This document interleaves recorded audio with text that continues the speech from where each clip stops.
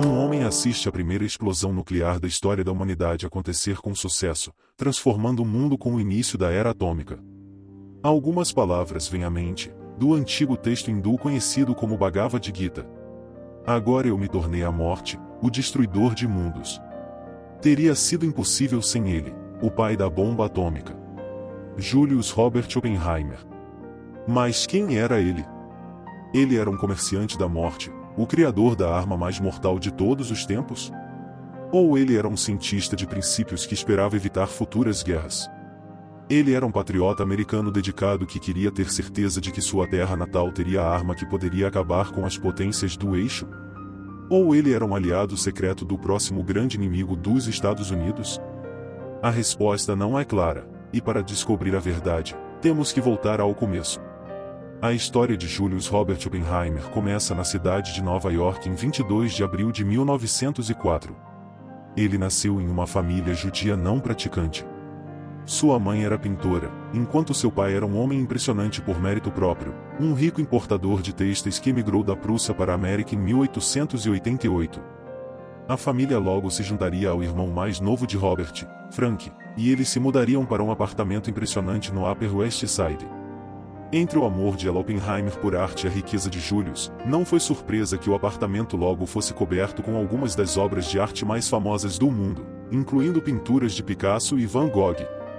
Mas a família acabaria sendo conhecida pela ciência, não pela arte. Quando Robert e Frank começaram seus estudos elementares, eles foram enviados para uma escola preparatória, mas não apenas qualquer escola preparatória.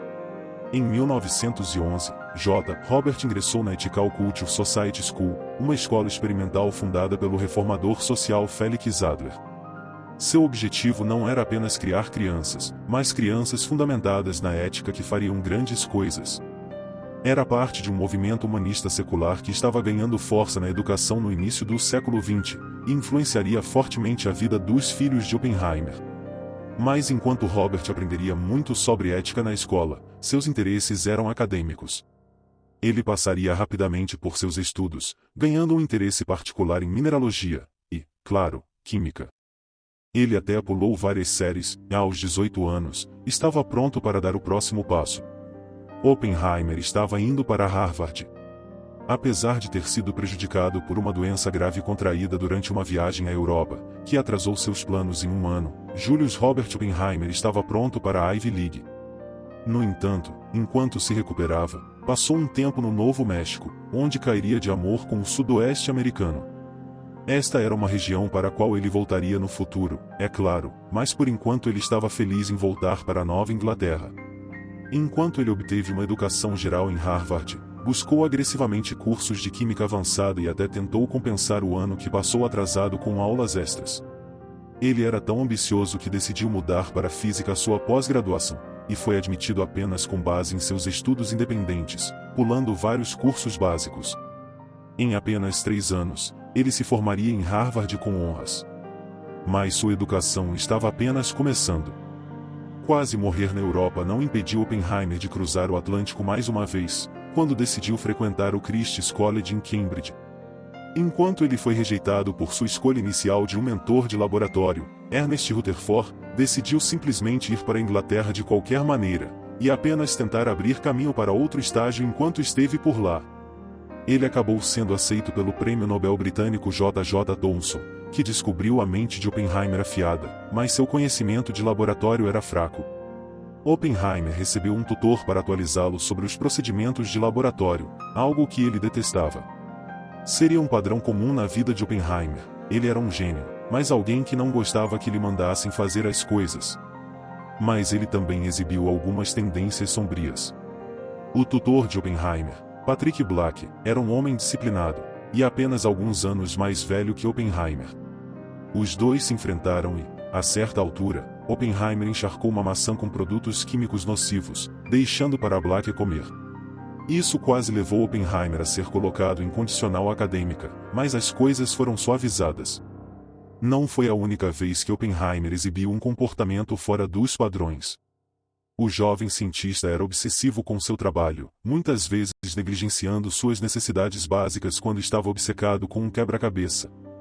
Ele fumava muito, esquecia de comer e uma vez supostamente estrangulou um amigo quando este compartilhou a notícia de que estava noivo. Seria o início de uma vida de problemas psicológicos para Oppenheimer, mas ele não se preocupou com as dificuldades que isso causaria. Afinal, como disse certa vez ao irmão mais novo, preciso mais de física do que de amigos. Mas mesmo esse ambiente desafiador não seria suficiente para a curiosidade de Oppenheimer e sua ambição, e logo iria para um dos centros mundiais da física, a Alemanha. Ele se matriculou na Universidade de Göttingen em 1926, para estudar com o lendário Max Born.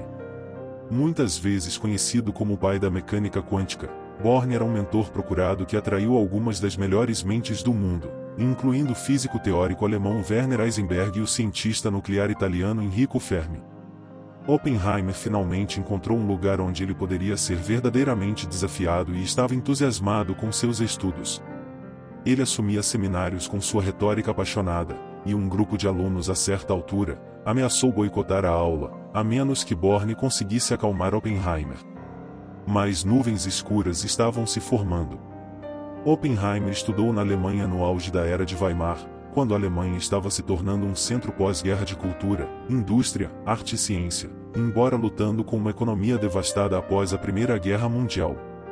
Mas a intolerância estava crescendo, e Oppenheimer sem dúvida sentiu isso como um homem judeu. Ninguém sabe que tipo de opressão nazista ele experimentou durante esse tempo, mas isso não o deixou inclinado a ficar por lá. Ele ganhou seu doutorado na tenra idade de 23 anos em 1927, mas não antes de supostamente interrogar sobre seu teste ao tutor.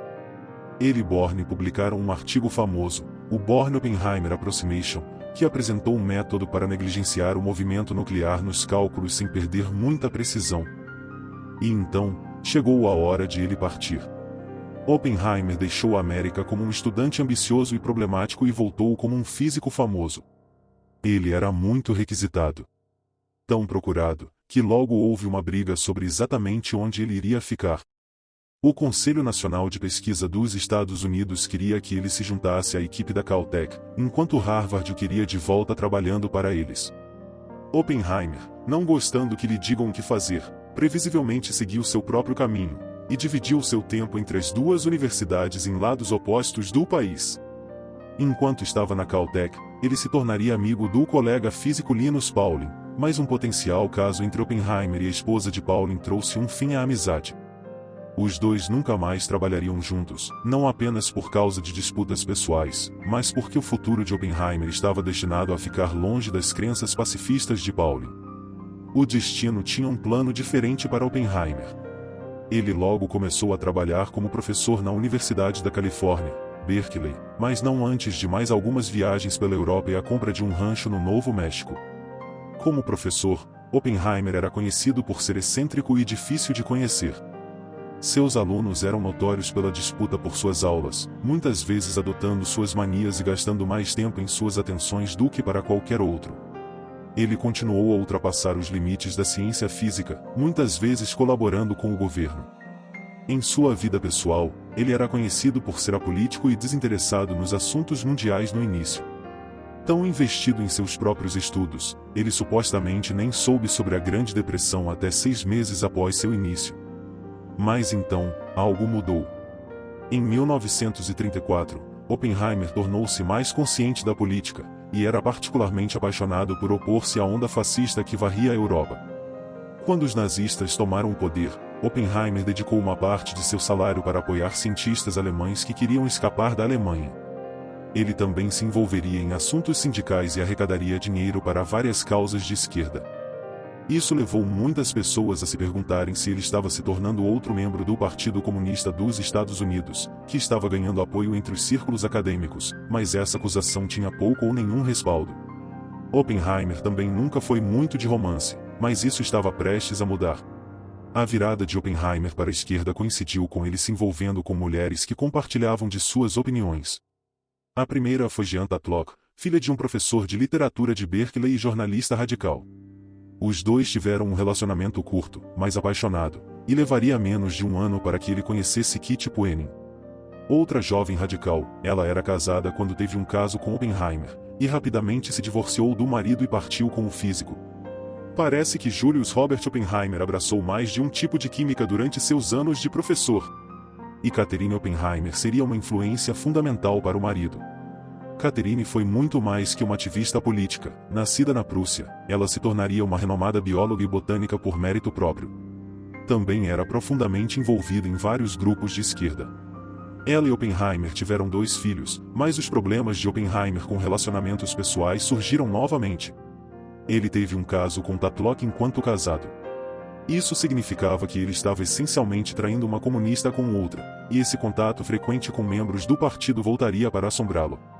Porque ele estava prestes a passar pela entrevista de emprego mais crítica de sua vida. À medida que o partido nazista consolidou seu controle sobre a Alemanha e iniciou a Segunda Guerra Mundial, Oppenheimer só se tornou mais dedicado a se opor a eles. Mas seu próprio governo não estava exatamente a seu lado. O FBI abriu um arquivo sobre Oppenheimer em 1941, relatando todos os seus contatos com os membros do Partido Comunista. Embora eles não tenham descoberto que ele se envolveu em qualquer conduta partidária, eles descobriram que ele era membro de várias organizações que consideravam subversivas, incluindo o agora grupo American Civil Liberties Union. Oppenheimer não foi alvo da aplicação da lei, mas foi colocado em uma lista de alvos potenciais para custódia e detenção em caso de emergência nacional, ou seja, se as liberdades civis fossem suspensas. Mas o governo estava prestes a precisar dele por um motivo muito diferente. Em outubro de 1941, os Estados Unidos ainda eram neutros, apenas fornecendo aos aliados os equipamentos que eles precisavam, mas todos sabiam que mais cedo ou mais tarde os Estados Unidos entrariam na guerra. O ataque furtivo em Pearl Harbor não estava na cabeça de ninguém, mas estava claro que as ambições imperiais das potências do eixo continuariam crescendo. Portanto, o presidente Franklin Roosevelt não estava apenas planejando entrar na guerra, ele estava planejando a próxima grande arma, uma bomba atômica. O presidente do Comitê da Defesa Nacional, James Conan, foi encarregado das fases iniciais. Ele anteriormente foi professor em Harvard quando Oppenheimer estava estudando lá. Então ele sabia que seu antigo aluno tinha uma mente que precisava estar a bordo desse plano para ter sucesso. E logo o projeto se tornaria vital para o plano de guerra dos Estados Unidos. Quando Oppenheimer foi trazido a bordo, ele foi encarregado de fazer cálculos de nêutrons. Enquanto Oppenheimer estava definitivamente trabalhando nos blocos de construção de uma bomba atômica, era tudo muito teórico, e ele se jogou nisso com seu zelo típico por quebra-cabeças de física. A segurança não era tão rígida naquele momento, e ele até compartilhou muitas de suas teorias com os alunos em Berkeley. Mas agora os Estados Unidos estavam em guerra e, em junho de 1942, o Projeto Manhattan foi fundado. Os esforços científicos foram transferidos para os militares, e Oppenheimer foi escolhido para chefiar o projeto. Esta foi uma escolha estranha para muitas pessoas. Oppenheimer não tinha um prêmio Nobel. Não tinha qualquer formação militar e era visto como um gênio teórico sem aplicações práticas. Mas o novo líder da divisão militar, Brigadeiro-General Leslie Groves, foi firme em sua escolha, defendendo Oppenheimer contra preocupações de que ele tinha um comprometimento político. E isso traria Oppenheimer de volta à sua segunda casa. Enquanto o projeto Manhattan ainda estava em seus estágios iniciais, todos sabiam que seu objetivo final era detonar uma bomba atômica. Isso exigiria um local seguro longe de qualquer cidade próxima, e foi escolhido o Novo México. Eles ocuparam um local de uma escola particular perto de Santa Fé. A Los Alamos Ranch School tornou-se o Los Alamos Laboratory. O local era isolado, com abastecimento de água precário e poucas ligações rodoviárias. O governo trabalhou na construção da infraestrutura necessária para a base. Com os militares assumindo o comando, os cientistas esperavam que os envolvidos fossem alistados pelas Forças Armadas. Só havia um problema. Julius Robert Oppenheimer não era militar. O problema não era que ele provavelmente discutiria constantemente com seu comandante, era que ele estava abaixo do peso e tinha uma tosse crônica devido a episódios anteriores de tuberculose. Esse, juntamente com vários outros cientistas, se opunham a serem alistados. Isso levou a um acordo, onde Los Alamos seria operado pela Universidade da Califórnia sob a supervisão do Departamento de Guerra, e o projeto logo cresceu aos trancos e barrancos. Levado aos limites, com milhares de pessoas envolvidas no desenvolvimento ao longo dos anos. E eles não eram todos apenas dos Estados Unidos. Muitos cientistas alemães que desertaram juntaram-se ao projeto, e trouxeram consigo a inteligência da Alemanha nazista. Hitler era conhecido por seus planos grandiosos e era igualmente ambicioso quando chegou ao desenvolvimento de armas como os americanos. Era sabido que ele queria uma bomba nuclear própria, mas ninguém sabia o quão longe os esforços nazistas estavam. Foi só depois da guerra que descobriu-se que eles não estavam nem perto dos americanos, mas isso causou um grande senso de urgência no Projeto Manhattan, e alguns projetos adicionais foram propostos. Um plano para envenenar alimentos alemães com material radioativo foram rejeitados, não por razões éticas, mas porque os cientistas acreditavam que não poderia ser feito em uma escala grande o suficiente.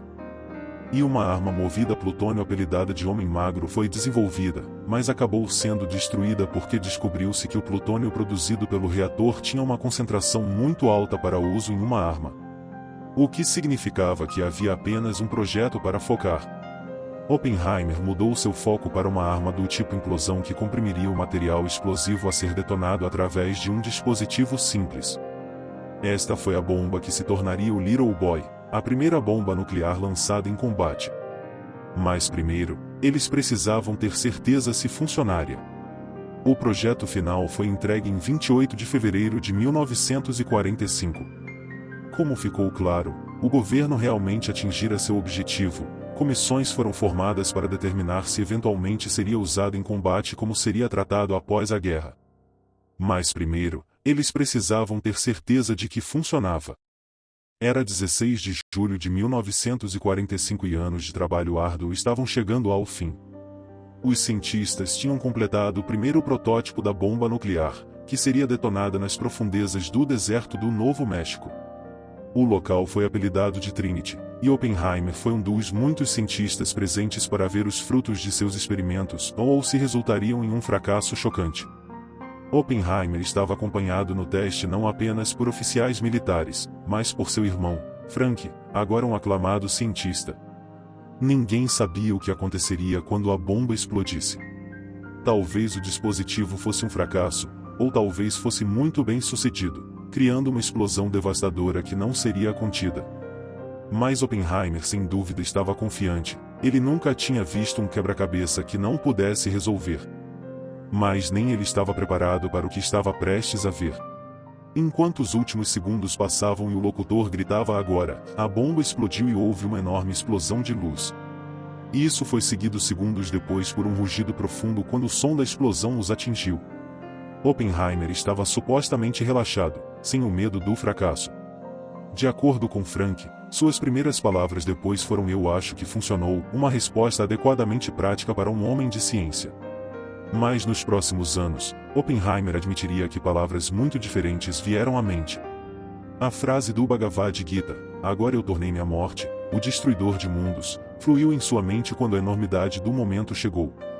A arma mais letal da história da humanidade acabará de ser testada e ele era seu criador. Mas agora estava fora de seu controle. A princípio, Oppenheimer lamentou pouco sobre o seu papel no projeto da bomba e esperava que ajudaria a eliminar o desprezível Hitler. Havia apenas um problema: a guerra na Europa acabou. A Alemanha nazista havia sido derrotada pelos esforços dos aliados e da União Soviética, e a Alemanha estava atualmente sob ocupação militar. Mas a guerra com o Japão ainda estava em alta, e os Estados Unidos estavam ansiosos para testar sua nova arma em combate. Como o Japão ainda não havia se rendido e planos estavam em andamento para montar uma invasão terrestre, foi decidido lançar a primeira bomba, Little Boy, na infraestrutura pesada da cidade de Hiroshima. Ela devastou a cidade e matou mais de 100.000 pessoas. Mas os Estados Unidos ainda não haviam terminado. Apenas alguns dias depois, uma segunda bomba maior foi lançada sobre Nagasaki, e o Japão rendeu-se logo depois. Mas enquanto os cientistas nucleares ficaram felizes em ver o triunfo dos Estados Unidos, muitos ficaram horrorizados com isso, vendo o segundo bombardeio como um exagero desnecessário. Oppenheimer em particular foi assombrado por seu papel no Projeto Manhattan, mesmo quando a guerra terminou e os meninos voltaram marchando para casa. Alguns meses depois, ele conseguiu uma reunião com o presidente Truman e expressou a opinião de que parecia que tinha sangue nas mãos. Truman não o recebeu bem, vendo isso como um insulto ao chamado do presidente para soltar a bomba. Ele chutou Oppenheimer para fora da Casa Branca, mas ainda concedeu-lhe uma medalha de mérito no ano seguinte. E agora, uma nova era começaria para Julius Robert Oppenheimer. O Projeto Manhattan foi altamente classificado durante a guerra, mas os bombardeios de Hiroshima e Nagasaki deixou tudo muito claro. O governo escondeu muitos dos detalhes no ano após a guerra, incluindo a identidade do homem que tornou isso possível. E de repente, Oppenheimer era a única coisa que ele nunca esperava ser, uma celebridade. Ele apareceu em capas de revistas, e encontrou quase todo mundo procurando sua opinião. O problema era, o governo nem sempre concordava com a opinião dele. Ele começou a defender o controle internacional de armas nucleares, para evitar uma corrida armamentista. Ele queria mais poder para as recém-formadas Nações Unidas. E assim o tempo de Julius Robert Oppenheimer com o governo chegaria a um final estranho. Ele voltou a lecionar, mas descobriu que não poderia voltar aos seus velhos hábitos. Em vez disso, ele assumiu como chefe do Institute for Advanced Study em Princeton, uma instituição ambiciosa que hospedou algumas das maiores mentes da época, incluindo Albert Einstein. Ele finalmente teve um cenário que poderia desafiá-lo novamente, ainda veio com ótimas acomodações, incluindo uma mansão do século XVII, com criados, permitindo que ele se entregasse à paixão de seus pais por colecionar obras de arte. Agora que a guerra acabou, Oppenheimer pôde retornar ao trabalho teórico, sua verdadeira paixão. Mas não demoraria muito para que o governo voltasse a ligar. No ano após a guerra, os Estados Unidos queriam evitar uma corrida armamentista, e manter o monopólio dos Estados Unidos sobre o poder nuclear. Oppenheimer foi nomeado para uma comissão para determinar os padrões globais para a energia nuclear, e um plano foi desenvolvido para supervisionar a execução, inclusive exigindo inspeções de recursos de outros países. Isso foi rejeitado pelos soviéticos, e a corrida armamentista iniciou. Oppenheimer logo seria nomeado chefe da nova Comissão de Energia Atômica, ajudando a determinar a política e garantir os padrões de segurança. Mas logo ficou claro que ele estava fora de sintonia com o governo, recomendando moderação, enquanto o governo se lançava em uma corrida armamentista total. Os soviéticos testaram sua primeira bomba atômica em 1949, e tudo iria piorar a partir daí. O governo queria armas nucleares mais fortes, incluindo a primeira bomba de hidrogênio. Esta arma termonuclear superaria as bombas anteriores em poder, e Oppenheimer recomendou veementemente que não continuassem o seu desenvolvimento. Não somente as baixas humanas eram horríveis para ele, mas ele sabia que isso causaria uma guerra que potencialmente colocaria em perigo a sobrevivência da raça humana. Oppenheimer convenceu a comissão a rejeitar os planos, e então eles foram rejeitados por Truman. Ele continuaria envolvido, mas estava claro que Oppenheimer não estaria mais no comando do programa nuclear dos Estados Unidos. Com sua batalha em parar a corrida armamentista perdida, Oppenheimer mudou seu foco para minimizar o impacto. Ele escreveu relatórios sobre os perigos da precipitação nuclear e ajudou a desenvolver planos para o primeiro sistema de alerta nuclear e o programa de defesa aérea. Trabalhou com o Departamento de Estado para o Desarmamento Global, tentando impedir testes termonucleares. Mas ficou claro que os militares estavam dando as ordens agora, e a Guerra Fria com a União Soviética estava em pleno andamento. E à medida que a Guerra Fria aumentava, também aumentava a suspeita. Oppenheimer ainda era altamente influente e estava tendo um grande impacto em termos de tornar as pessoas cientes dos perigos das armas que ele ajudou a criar. Isso lhe rendeu muitos inimigos. Não apenas nas Forças Armadas, mas em outros ramos do governo. Eles incluíram Edgar Hoover, o ambicioso chefe do FBI, que vinha seguindo Oppenheimer e investigando seus laços com os comunistas desde antes da guerra. Hoover estava convencido de que Oppenheimer era um membro secreto do partido, e claramente, o fato de que Oppenheimer não queria que a América tivesse as maiores e mais mortíferas bombas possíveis, significava que ele estava aliado aos soviéticos. E agora, o momento da verdade de Oppenheimer havia chegado. Poucas coisas eram mais temidas nos primeiros dias da Guerra Fria do que uma convocação do Comitê de Atividades Anti-Americanas da Câmara, e em junho de 1949, foi a vez de Oppenheimer. Ele foi questionado pelo Comitê da Câmara sobre suas ligações com o Partido Comunista Americano, incluindo o fato de que muitos de seus mentores e alunos terem afiliação ao partido. Ele afirmou que nunca pertenceu ao partido, mas seu irmão Frank admitiu que era afiliado, e isso o levou a perder o emprego na Universidade de Minnesota e ser jogado fora da comunidade da física. Mas Julius Robert Oppenheimer escapou quase ileso. Por enquanto. Se havia uma coisa que Edgar Hoover odiava era perder uma partida. Esperaria mais alguns anos. Em novembro de 1953, Hoover recebeu uma carta afirmando que Oppenheimer não era apenas um comunista, mas um agente da União Soviética. As coisas mudaram rapidamente depois disso, já que a habilitação de segurança de Oppenheimer foi suspensa e ele foi instruído a renunciar. Oppenheimer recusou exigindo uma audiência formal em seu lugar.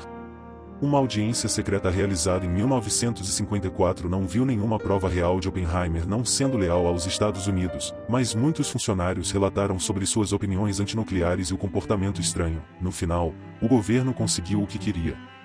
Enquanto Oppenheimer nunca foi processado, ele foi obrigado a trabalhar para o governo.